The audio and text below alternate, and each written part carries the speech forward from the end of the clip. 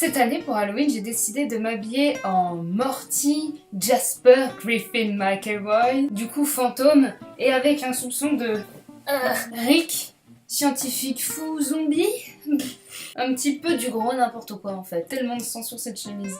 C'est pas canadaise. En fait, je suis bien en Jasper. Fun fact, j'ai connu Camp Camp avant même de connaître The Adventure Zone. Du coup, je savais pas qui c'était, qui faisait la voix de Jasper. Oh mon dieu! C'est Griffin! Ouais, c'est cool, j'aime bien ce personnage. Bonjour et bienvenue dans une espèce de reaction vidéo à nouveau lecture. Ça avait tellement bien marché avec les yeux. Non, c'est pas vrai. Puis du coup, j'ai décidé d'en faire une nouvelle concernant un truc que tu peux lire en ligne et que tout le monde connaît, dont tout le monde parle, mais que moi, je n'ai même pas commencé. Alors que ça a été écrit par une personne que j'admire beaucoup, que j'apprécie beaucoup, et etc. que je stalk comme une malade. Je parle bien sûr de François Descraques et de son histoire sur Twitter, Troisième Droite. Alors pourquoi j'ai pas commencé à lire Troisième Droite ? Parce que pendant plusieurs mois, j'ai arrêté Twitter. J'avais lu, cela dit, pas mal de bonnes histoires faites sur Twitter, dont il y en a un, on ne sait pas exactement si c'est vrai ou pas. Il est hanté par une espèce de bébé avec la moitié du visage qui n'existe plus en fait, avec un gros creux ici. En tout cas, ça n'a pas été écrit comme étant « Hey, ceci est une histoire ». Là, on sait très bien que ça est écrit par François Descraques. Et donc du coup, je me suis pas vraiment penchée sur Troisième Droite. Et là, on est le 1er novembre, on est post-Halloween, et du coup, pour faire quelque chose qui suit un petit peu Halloween après avoir regardé les premiers épisodes de Stranger Things et d'avoir regardé des vidéos sur internet que je n'aurais pas dû regarder. J'ai écouté une chanson et du coup pendant presque 2 heures je flippais à l'idée d'aller dans la chambre de ma sœur parce qu'il y avait des ours en peluche dedans.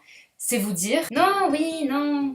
J'adore Halloween. Enfin bref, tout ça pour finir Halloween et la Toussaint, j'ai décidé de faire un nouveau truc un petit peu flippant par rapport à Troisième Droite. Du coup, je vais lire peut-être le premier thread, je sais pas, ça dépendra de la longueur. Je sais absolument pas à quel point c'est long. Je vais vous le lire avec une voix sensuelle. Et puis je vais voir. Alors déjà en plus je dois vous avouer par rapport au titre, on voit bien que tu sais c'est la nana campagnarde. Moi quand on me dit 3e étage, la porte à droite, ben je dis ça, c'est le 3e étage, la porte à droite. Du coup quand j'ai entendu la première fois le titre 3e droite, je sais pas, il n'y a pas eu une connexion dans ma tête qui fait que oh ça doit être un truc flippant. Je savais que c'était un truc flippant mais je voyais pas le rapport avec 3e droite. En fait j'avais l'impression que c'était l'histoire d'un gars qui s'était fait taper 3 fois à la droite, parce que tu vois, genre quand en boxe, tu cognes de la main droite, tu dis que c'est une droite.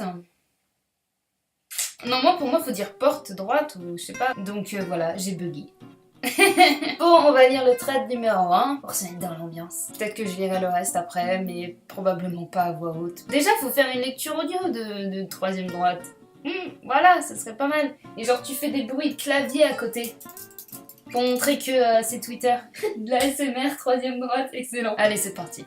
Thread 1. Thread. C'est la meuf qui a aucun accent. Thread 1. Comment j'ai trouvé un super plan pour un appart et que je vais peut-être mourir du coup. Ah ok, je vois le style du mec. Comment j'ai trouvé un super plan pour un appart et que je vais peut-être mourir du coup. Mais arrête, on peut carrément le faire en mode vidéo. Je sais pas si vous avez remarqué, mais quand on trouve un nouvel appart, on peut risquer de mourir.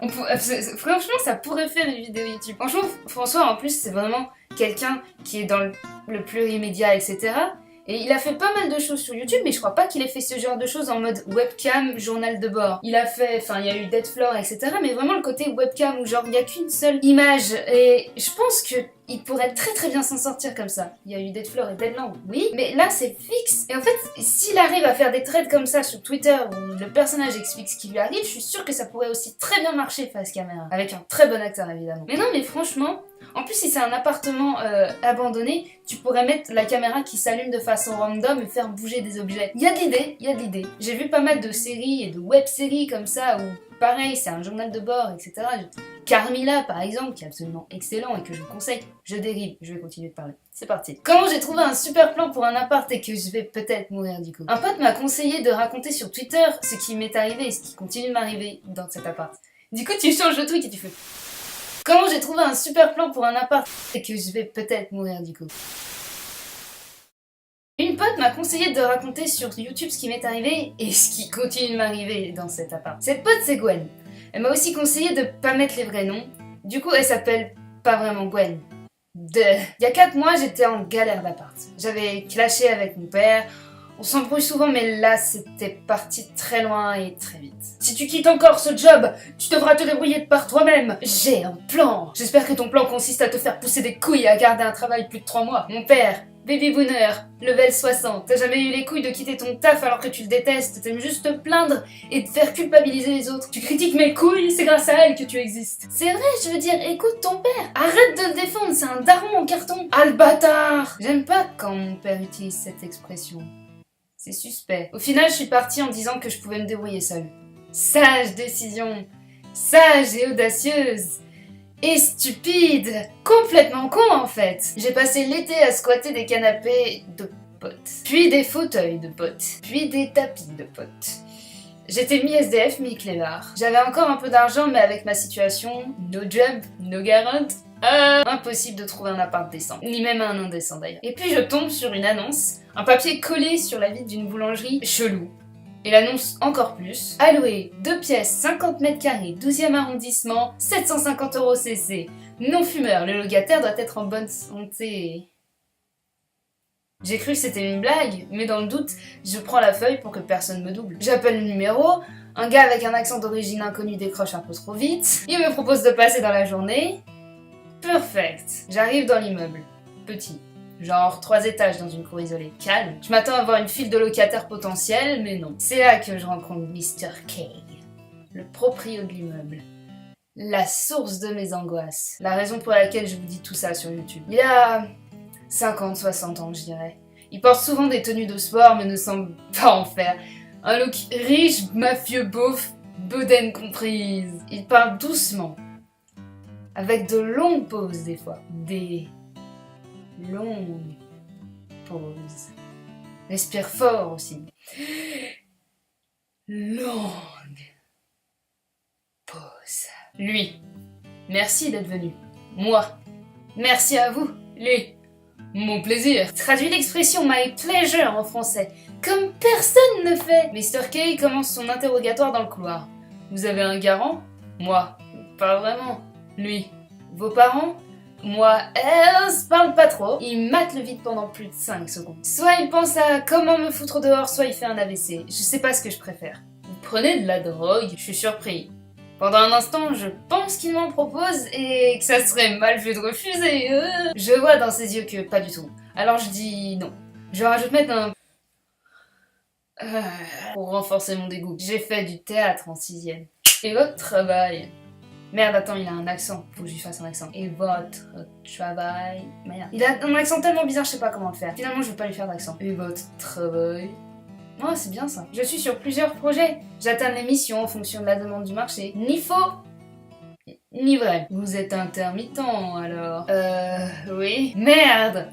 Pire réponse du monde. J'ai pas réfléchi, c'est mort pour l'appart. Il se remet en mode AVC pendant 5 secondes. Moi, je contemple les moulures du plafond, ainsi que mon échec. L'appart est au 3e étage. Suivez-moi. Je le suis. J'arrive pas à y croire. Je me méfie encore, tout peut arriver. J'habite au rez-de-chaussée.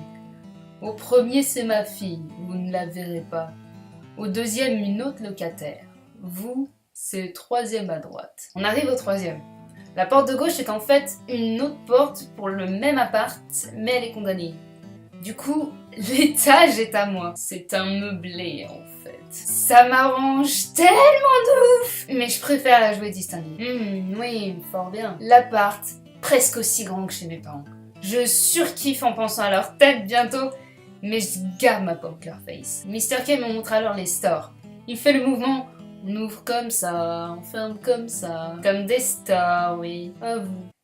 Moment d'hésitation. Il insiste, alors je monte les stores. Plus doucement. Je ralentis. Voilà. Il semble content. Après le tuto store, il me fait un tuto robinet. Eau chaude. Attention, c'est très chaud. Touchez. Allez. Spoiler. C'est chaud.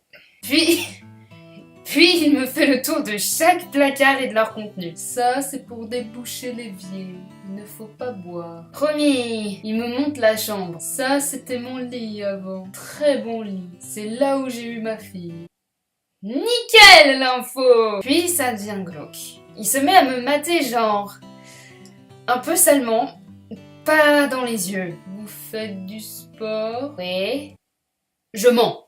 Faut faire du sport. C'est important. Je sais pas si c'est un ordre. Son accent cache ses intentions. Il s'approche et touche mon ventre. Au KLM! Il appuie juste avec son doigt. Je fais comme si c'était le truc le plus normal du monde. C'est intrusif. Révoltant, gerbant, et en même temps, je veux cet appart. Alors je contracte mes abdos en scred. Puis il passe à autre chose. Ça, c'est les clés. La bleue pour la porte du bas, la noire pour vous. Y a que moi qui ai le double des clés. J'ai du mal à le croire. J'oublie l'intrusion tactile. Du coup, c'est bon? Ça dépend. C'est bon pour vous? Ouais. On passe au papier. Je me sens comme un adulte. Je me promets de trouver un job pour mériter cet appart. Et foutre la rage à mon daron. Il me donne les clés et me fait un tuto clé. Là, fermé. Là, ouvert. À vous. Je m'applique en mode Hermione Granger susball. Je vais chercher mes affaires chez Cisco, mon pote qui m'héberge. Je raconte tout. Sa réaction me déçoit. Il va te faire le fion. Je fermerai ma porte. Il a pas un double des clés? Si. Cisco a souvent raison. Et ça m'énerve à chaque fois. Je retourne à l'appart avec mes affaires, c'est-à-dire un sac à dos et un sac poubelle de vêtements. Je m'installe dans mon premier vrai chez moi. Il y a un mot de Mr. K sur la table. Bière de bienvenue dans le frigo. Sympa le gars. Chelou, certes. Mais sympa. Après des mois de galère, je passe un excellent moment à boire ma bière en solo. Même si elle a un goût bizarre. C'est une bière turque. Elle a un goût de kebab. Mais je suis fauchée. Je la tolère carrément. La nuit tombe et je commence à sombrer. Et à paniquer. Ouais. Ce bâtard de Cisco m'a rendu parano.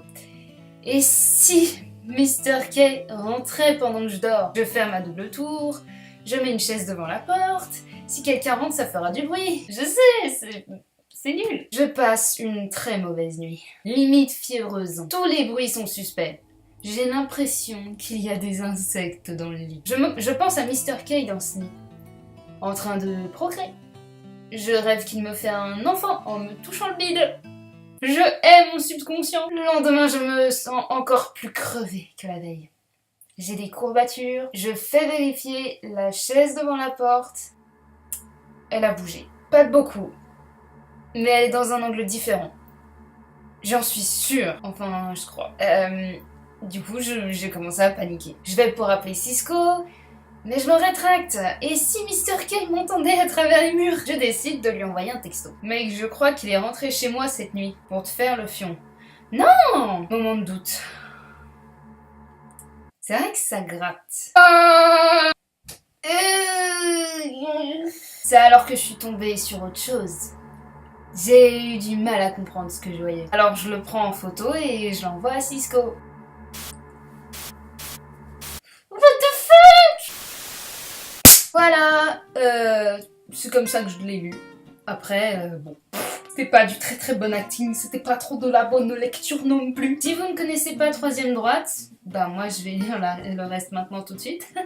C'est pas comme si j'avais 2 mois à rattraper, lol. Du coup, si vous ne connaissez pas Troisième Droite, je vous conseille très vite de courir sur Twitter pour le lire. C'est facile à lire. François a fait en sorte que même si vous ne lisiez pas depuis le début, vous arrivez à le lire facilement, à trouver le début et la fin. C'est assez cool. Merci beaucoup François. Donc voilà, si vous voulez faire un peu de lecture qui est plutôt pas mal, bien écrit, on est vite plongé dedans, eh bien je vous conseille de lire tout de suite maintenant Troisième Droite. Voilà, j'espère que cette petite vidéo vous aura plu et j'espère que ça va vous donner envie de lire un peu de François Descraques. Et je suis désolée pour l'acting.